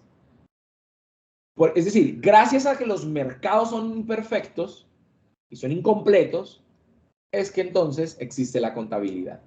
Si el mercado fuera perfecto y toda la información estuviera incluida en los precios, ¿para qué contabilidad? No lo necesitaríamos. Es un poco el sentido de este elemento. Y además, yo creo que eso ustedes lo ven muchísimo, ¿no? Las empresas hoy buscan captar o dirigir la atención de sus usuarios a través de cualquier medio. Instagram, Twitter, Facebook, TikTok. Hoy hasta las universidades están haciendo TikTok para que ustedes entren y cada vez se matriculen más, ¿no? Y allí proveen información ligada con aspectos tanto financieros como no financieros. Estas son nuevas formas de hacer contabilidad. Entonces, hoy por hoy la contabilidad se ha constituido en toda información que la empresa emite por cualquier medio que es capaz de dirigir o de captar la atención de sus usuarios, ¿sí? Y que está ligada justamente a estos aspectos. Entonces, estas limitaciones son las que permiten entonces la concepción de otras formas de contabilidad, como la información no financiera. Pero la información financiera, no financiera, es amplia también, tiene un montón de formas de entenderse. A través de lo que ha dispuesto GRI, Pacto Global, Reporte Integrado, que son como los más importantes hoy, o los de mayor dominio, por decirlo de algún modo. Sobre esto me voy a detener muy poco, ¿no? Porque lo pueden consultar sin ningún problema luego. Pero lo primero que emerge es el Pacto Global, como un modelo de producción de información. Entonces aquí me detengo a explicar cosas. A partir de la declaración, o más que la declaración del informe Nuestro Futuro Común de las Naciones Unidas, en la que se erige el desarrollo sostenible como un modelo de desarrollo alternativo al que veníamos, digamos, de cierto modo acudiendo. Entonces empiezan a crear mecanismos sobre qué hay que hacer para lograr el desarrollo sostenible. El desarrollo sostenible formalmente se denominó como aquel desarrollo que es capaz de satisfacer las necesidades de las generaciones presentes sin comprometer la capacidad de las generaciones futuras de atender sus propias necesidades. Esta definición, de algún modo, dice, listo, se supone algún equilibrio intrageneracional. Yo no puedo poner en riesgo a la generación futura y debo dejarle recursos para que pueda solventar sus necesidades. Pero, ¿cuáles son las necesidades? No sabemos. Entonces empezaron a surgir modelos para entender esto, ¿no? Los objetivos del milenio, ¿sí?, de las Naciones Unidas fueron, digamos, un elemento para comprender en esto, pero también el Pacto Global. Y el Pacto Global, pues lo que hizo fue emitir principios de responsabilidad social corporativa sobre derechos humanos, sobre estándares laborales, sobre medio ambiente y luego sobre anticorrupción, sobre lo que las empresas deben y no deben hacer. Entonces deben apoyar y respetar la protección de los derechos humanos, respetar la libertad de asociación. Entonces, ¿por qué no podemos montar sindicatos? El Pacto Global dice, sí, hágalo, usted tiene libertad de asociación, aunque son mal vistos, por ejemplo, son etiquetados como malos. Porque, por ejemplo, empresas deben apoyar un enfoque de precaución respecto a los desafíos del medio ambiente. Entonces, si usted sabe que puede existir alguna potencialidad negativa en una acción, pues no la haga, sea precavido. O, por ejemplo, hay que fomentar iniciativas que promuevan una responsabilidad ambiental, ¿sí? No es solamente, como Lindis decía, colocarle en la etiqueta que es amigable con el medio ambiente para que la gente entonces, digamos, se conduzca hacia ellas. O, por ejemplo, además debemos trabajar en contra de la corrupción, ¿sí? Estos principios llevaron a que las empresas que se suscribían al Global Compact o al Pacto Global produjeran un tipo de información que se denomina informe de progreso. Este informe de progreso lo que busca es que las empresas digan en qué medida contribuyen o no a la consecución de estos principios. Punto. Esto es años 2000, si lo quieren. Luego en el 97, o más bien antes en el 97 ya había surgido GRI, por una coalición entre la UNEP, que es el Programa de las Naciones Unidas para el Medio Ambiente, y una ONG norteamericana que es Ceres. ¿Qué hacen? Dicen, listo, como ya sabemos que necesitamos hablar de desarrollo sostenible, entonces desarrollemos guías que nos digan cómo una empresa puede hablar o comunicar su desempeño económico, social y ambiental. ¿Sí? Y en el 2002, entonces, se vinculan al Pacto Global y fungen formalmente como la guía para producir informes de sostenibilidad que de algún modo reemplazan al informe de desarrollo. O sea, si usted seguía GRI, usted podía cumplir con Pacto Global sin ningún problema. GRI, entonces, lo que hace es producir guías. Se funda en el 97, en el 2000 saca la primera guía, en el 2002 la segunda, 2006 la tercera y así. En el 2013 saca su última guía, que es 2014. Pero ya aquí, por ejemplo, en materia de información financiera, el IASB ya se había posicionado y ya había emitido un montón de estándares. Y estaba amenazando con, algún modo, asumir los aspectos ligados a lo social y lo ambiental y desplazar a GRI. Qué raro, desde ese momento ya más o menos se observaba y es lo que está ocurriendo hoy. Ahora les muestro. Por ello, en el 2016 sacan estándares como si fueran los mismos de las NIF. Entonces ellos tienen estándares que luego han tenido modificaciones, les voy a mostrar los primeros, que son estos. Sacan estándares relacionados, por ejemplo, con los fundamentos. Entonces, bueno, principios para elaborar informes, que es el GRI 101, el uso de los estándares, la redacción de las declaraciones o los enunciados, el enfoque de la gerencia, los contenidos generales, eso es importante, el perfil de la organización, su estrategia, la ética, integridad, su gobierno corporativo, la participación de los grupos o la inclusión de los grupos de interés, cómo definen la materialidad, etcétera, etcétera, que es el GRI 102, por ejemplo, y algunos aspectos ligados a lo social, lo económico, lo ambiental, que son los estándares temáticos. Esto hoy ha cambiado, ¿no? O sea, no ha perdido esta estructura, pero ya no es el estándar 101, 102, 103, 200, 300, 400, sino estándar 1, 2, 3, por ejemplo. Y hoy por hoy, entonces, bueno, sí, los 200 económicos o los 300 ambientales, los 400 sociales. Con esto sacaron un montón de requerimientos respecto de lo que una empresa debe incluir en su informe de sostenibilidad sobre sus impactos económicos, ambientales y sociales. Y una cosa muy importante es que para usted cumplir con GRI, usted lo puede hacer de dos modos. Lo puede hacer de forma esencial o de forma exhaustiva. En ambas, usted debe reportar sobre los fundamentos, sobre los contenidos generales, sobre los enfoques de la gerencia. Pero en lo temático, si usted está en enfoque exhaustivo, usted debe revelar todo lo que le pide el estándar. Sin embargo, si usted está en enfoque esencial u opción esencial, usted al menos debe incluir un requerimiento por cada estándar. Entonces esto es complicado porque las empresas asumen GRI y lo asumen desde una mirada esencial para publicar lo que a ellos se les da la voluntad. Entonces hay problemas en la manera en que se configura esta información. Otro modelo de producción de información es la de reporte integrado. Reporte integrado asume que hay 6 tipos de capitales: financiero, industrial o manufacturero, intelectual, humano, social, relacional, natural, que fungen como entradas, bien sea aquí efectivo, materias primas, propiedades intelectuales, trabajo, relaciones, tierra o, no sé, materias primas. Bueno, las materias primas ya tienen un grado de trabajo, más bien recursos naturales o servicios ecosistémicos. Entran a la empresa, a una empresa que tiene configurado un modelo de negocio con unas actividades, ¿cierto?, claramente definidas y que además está, digamos, fundada sobre unas estructuras de gobierno que ha concebido una misión y una visión, unos riesgos y unas oportunidades, unas formas de desempeñarse, ¿cierto?, estrategias específicas y formas de asignar recursos, pero sobre todo perspectivas de futuro. Y en el marco de esto y en interrelacionamiento con su entorno externo, entonces ellos aplican esas actividades a estas entradas que terminan siendo salidas que generan algunos impactos, que pueden ser mayor capital financiero, mayor capital manufacturero, mayor capital intelectual o humano o social relacional o natural. Y luego el proceso se repite. El sentido de este modelo de producción de reporte integrado lo que busca es ilustrar cómo se crea, se preserva o se destruye valor en el tiempo, en el corto, mediano y largo plazo.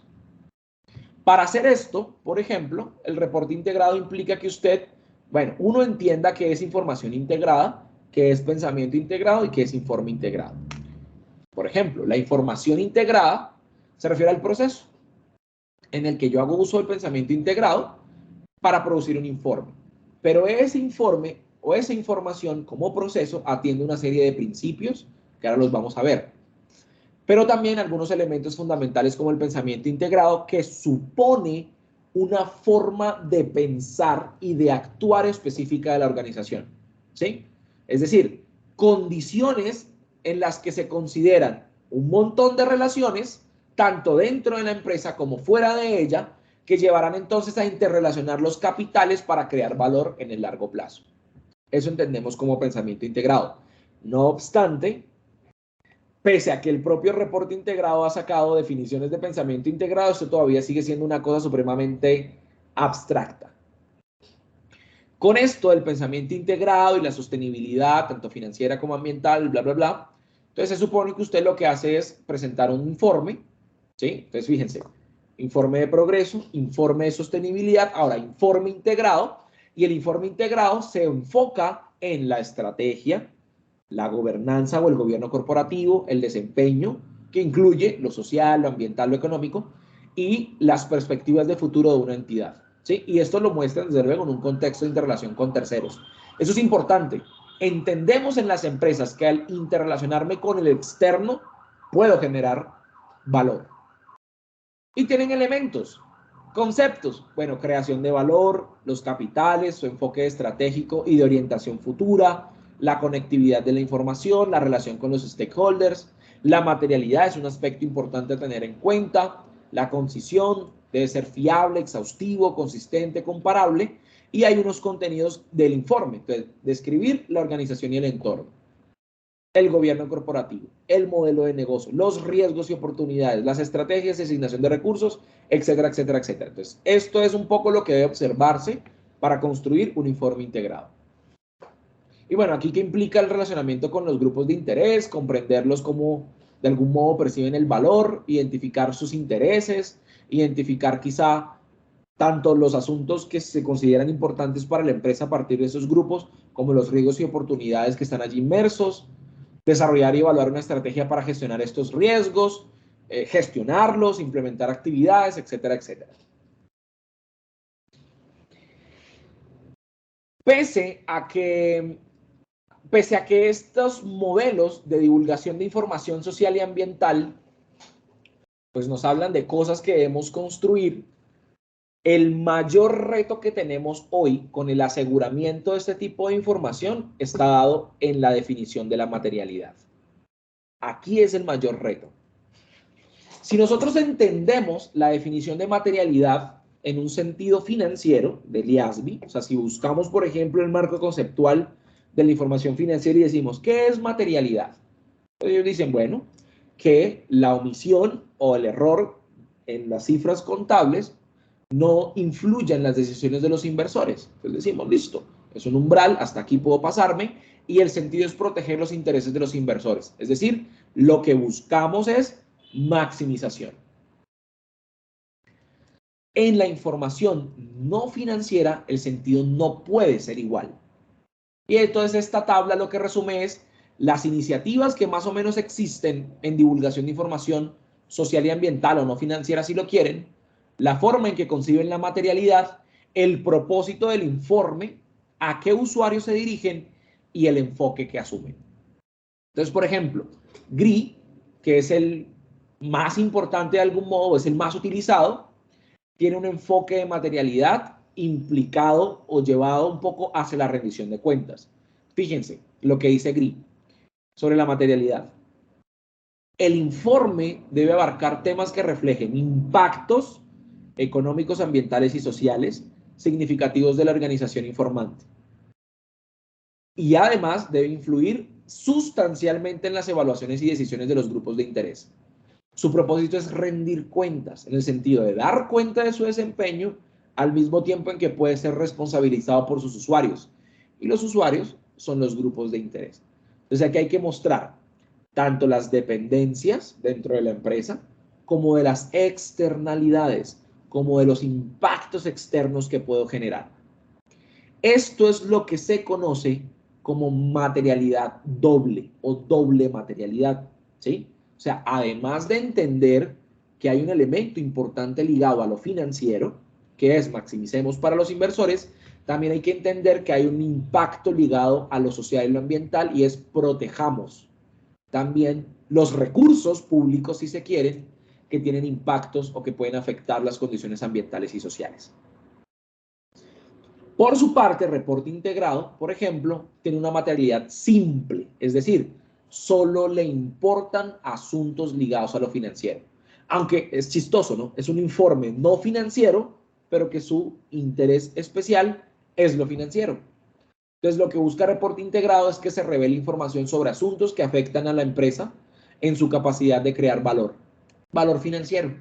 Lo que le interesa es el valor, la valoración y el control de la gestión de la administración. ¿Cuáles son los usuarios? Inversores. Punto. Aquí no entran comunidades, ni ambientalistas, ni el bien común en general. Esto solamente le interesa es las dependencias y las externalidades que afectan a los inversores. Entonces, este es un ejemplo de materialidad simple y este es un ejemplo de materialidad doble. Y bueno, aquí hay otros más, ¿no? Como las del SASB, que también es materialidad simple, como las recomendaciones del TCFD, que también es materialidad simple. Estas recomendaciones del Grupo de Trabajo de Divulgación de Información Financiera para el Cambio Climático, es en español, son las que auspiciaron, ojo, el desarrollo de los borradores de discusión para la NIIF S1 y la NIIF S2. Ahora explico eso qué es. Estas son las de los Objetivos de Desarrollo Sostenible. Es un mix extraño entre, sí, consideremos aspectos sociales y ambientales, pero también los intereses de inversores. IFRS es lo que dice el marco conceptual. Esto es solo financiero. Y una cosa muy valiosa que ocurre hoy es que la EFRAG otra vez le dijo al regulador global, sobre todo Fundación IFRS, no me gusta su modelo de divulgación de información de sostenibilidad. ¿Y sabe qué? No la voy a asumir. Ahora no es verdad que le voy a decir o cambia o no consumo. No la voy a consumir.